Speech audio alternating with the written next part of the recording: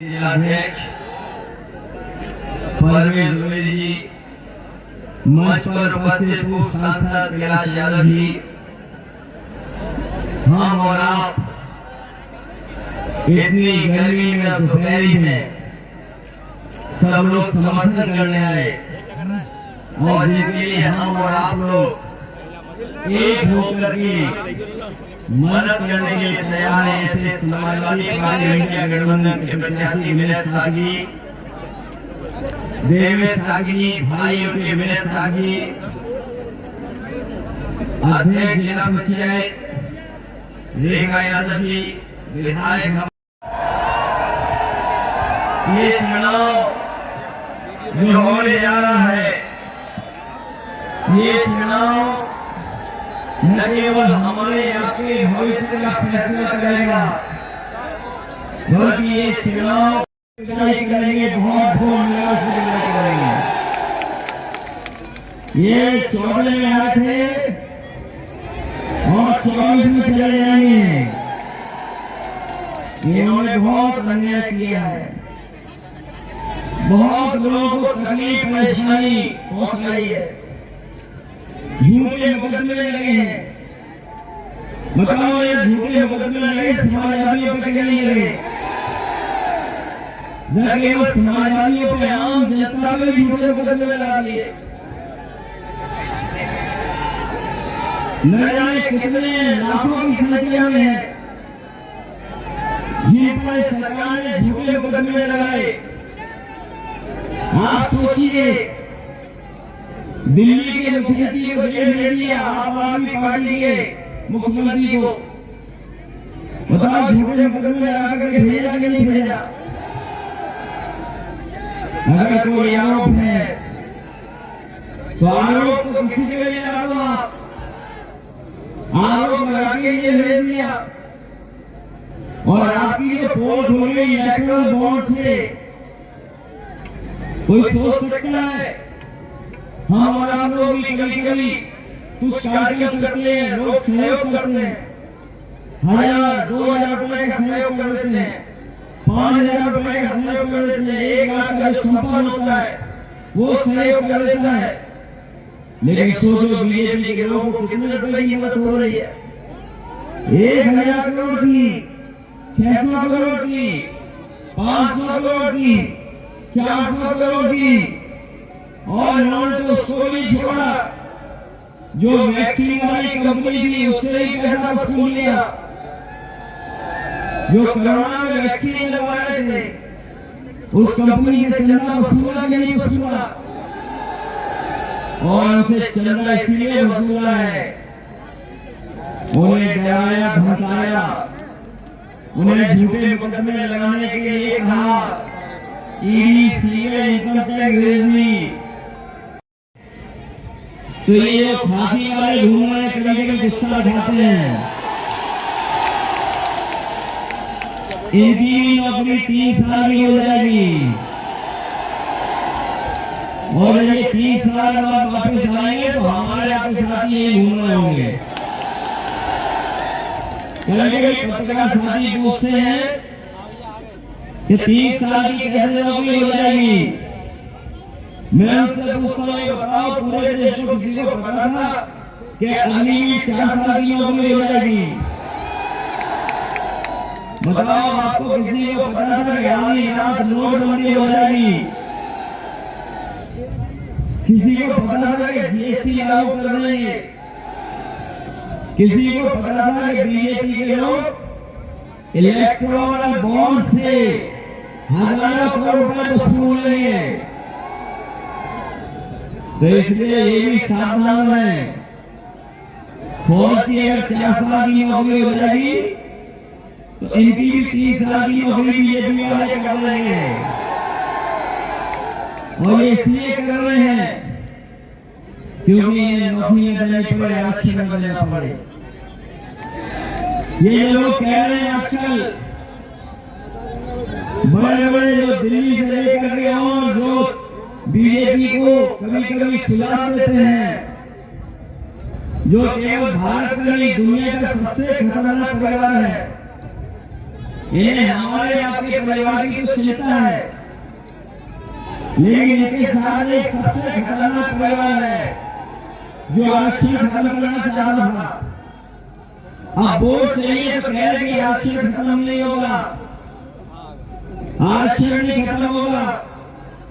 मैं उनसे पूछना चाहता हूं, ये बताओ, अगर भारत सरकार की बड़ी बड़ी कंपनियां बिक जाएंगी और प्राइवेट हाथों में चले जाएंगी तो आरक्षण कहां मिलेगा? ये हवाई जहाज वाले विभाग भेज दिया, एयरपोर्ट भेज दिया, जिसमें लाखों लोगों को नौकरी मिलती थी, बताओ वहां से आरक्षण लागू होगा? अगर रेल मिल जाएगी तो क्या वहां आरक्षण होगा? अस्पताल में आउटसोर्स में नौकरी आ गई, क्या उसमें आरक्षण होगा? और अगर भर्ती से लेकर के और जो करना समझना आउटसोर्स है, उसमें क्या? अगर हम लोगों की सरकार बनेगी तो पौष्टिक आटा के साथ साथ आटा ये पहली सरकार है जो लीकेज का रोक नहीं पा रहा है। बताओ पेपर लीक हुए कि नहीं हुए?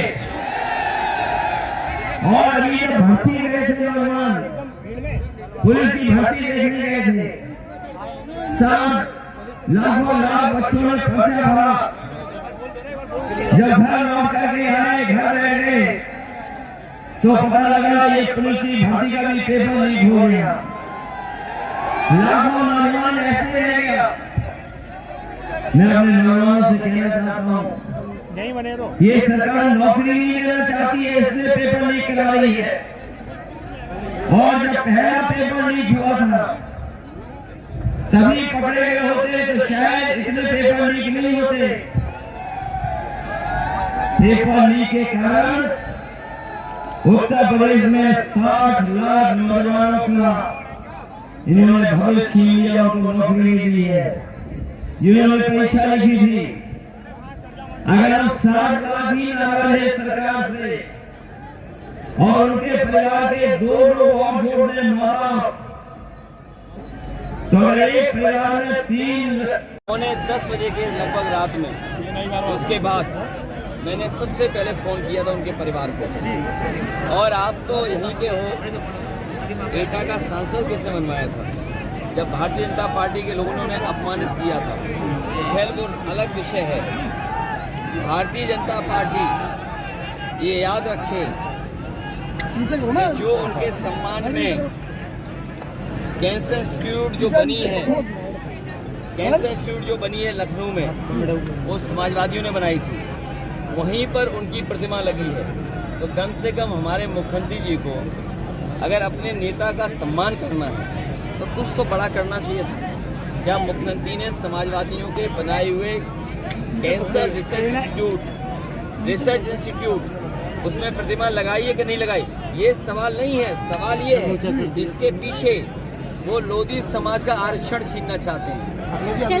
एक, अगर पुलिस भर्ती नहीं हुई है तो क्या लोधी समाज के बच्चे नहीं जाते थे पुलिस भर्ती में? जो 60 लाख परीक्षाएं कैंसिल हो गई, उसमें पिछड़े, दलित और अगड़े या आदिवासी, अल्पसंख्यक सब तो शामिल। तो ये जिसका इनके पास जवाब नहीं है, क्या मुख्यमंत्री ये बताएंगे इतना बिजली का कारखाना जो लग रहा था वो अभी तक चालू नहीं कर पाए? ये इधर उधर की बातें न करें, बात उस बात की करें जिससे जनता का भला हो। एम्बुलेंस बर्बाद कर दी, 100 नंबर बर्बाद कर दी, पुलिस को बर्बाद कर दिया। पुलिस को तानाशाह किसने बनाया? मुख्यमंत्री जी ने।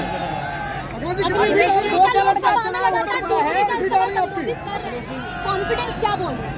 कॉन्फ्रेंस नहीं, ये जनता बोल रही है। कितनी सीट आ रही है आपकी? इस बार भारतीय जनता पार्टी का सफाया होने जा रहा है। अखिलेश जी बीजेपी 80 का दावा कर रही है, 80 सीटें यूपी में उसको आगे, आपका कितना दावा है? समाजवादियों का की जनता प्रेस नहीं की राकेश भाई साहब उसको पूछ लो। रिकॉर्ड मत से जिताने जा रहे हैं। इस रैली का नाम संविधान बचाओ रैली रखा गया है। संविधान बचाओ रैली नाम है। मानेंगे वो अपनी जगह दे दें। अखिलेश जी प्रधानमंत्री ने कहा आपका पूरी में मैनपुरी में ये क्या बड़ा क्या फेविस्टी को भी बड़ा आदमी बनाएंगे? मैनपुरी में ये जो कह के गए उन्हें मैनपुरी का इतिहास ही नहीं पता। अब तो लोकसभा 85 बता रहे थे। अच्छा 25 वर्षों से अभी तक ये नहीं उत्तर प्रदेश में कितनी सीट आ रही है आपकी? उत्तर प्रदेश में कितनी सीट आ रही है? उत्तर प्रदेश में सबसे ज्यादा सीटें जीतने जा रहे हैं, सब जगह जीत रहे हैं, केवल एक जगह संघर्ष चल रहा है। कहाँ पर? अखिलेश जी कैसर के लोकसभा 79 पर क्या सीटें अपडेट जीत है? रहा है गठबंधन। अखिलेश जी, केवल एक लड़ाई में हम प्रधानमंत्री जी ने कहा है कि उनकी आवाज में एआई का प्रयोग करके हूबहू नकली वीडियो बनाकर भ्रमित किया जा रहा है। तो ये बताइए एआई लाए क्यों भाई? एआई लाए क्यों? सबसे पहले जानकारी एआई की उन्होंने दी थी। तो याद रखना, जो दूसरों के लिए गड्ढा खोदते हैं वो एक दिन अपने गड्ढे में खुद गिरते हैं। सबसे ज्यादा व्हाट्सएप पे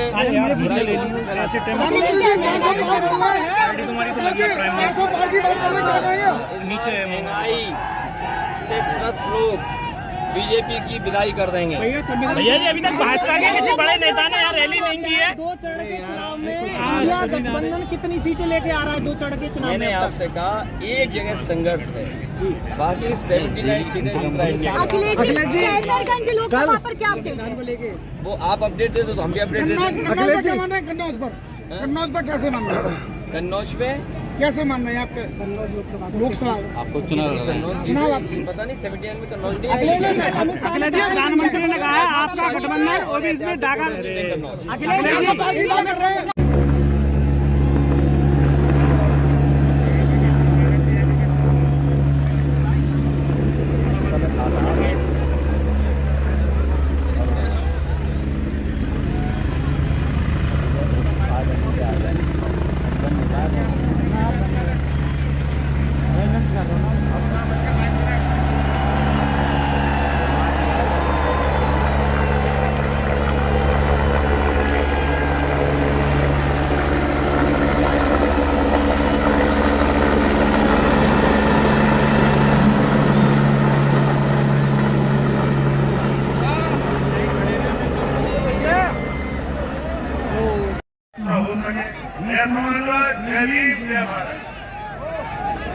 बहुत बहुत धन्यवाद। अब हम इसी घड़ी को आगे बढ़ा